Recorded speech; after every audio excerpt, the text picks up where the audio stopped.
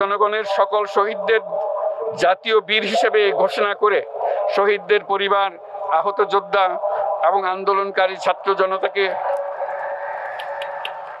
প্রয়োজনীয় সকল আইনি সুরক্ষা দেওয়ার অভিপ্রায় ব্যক্ত করেছে। এবং সেহেতু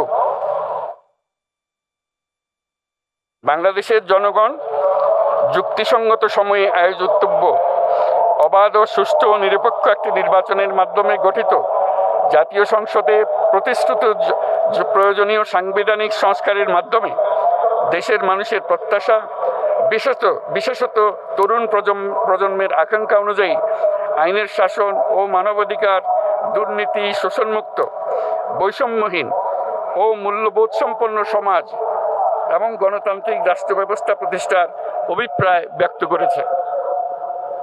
এবং সেহেতু বাংলাদেশের জনগণ এই প্রত্যাশা ব্যক্ত করছে যে একটি পরিবেশ ও জলবায়ু সহিষ্ণু, অন্তর্ভুক্তিমূলক, টেকসই উন্নয়ন কৌশলের মাধ্যমে বর্তমান ও ভবিষ্যৎ প্রজন্মের অধিকার সংরক্ষিত হবে।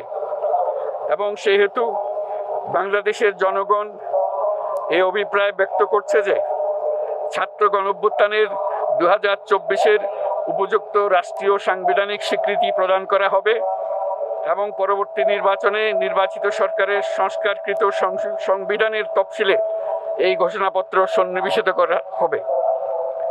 এবং 5ই আগস্ট 2024 সালে গণঅভ্যুত্থানে বিজয়ী বাংলাদেশের জনগণের আকাঙ্ক্ষার প্রতিফলন হিসেবে এই ঘোষণা প্রণয়ন করা হলো।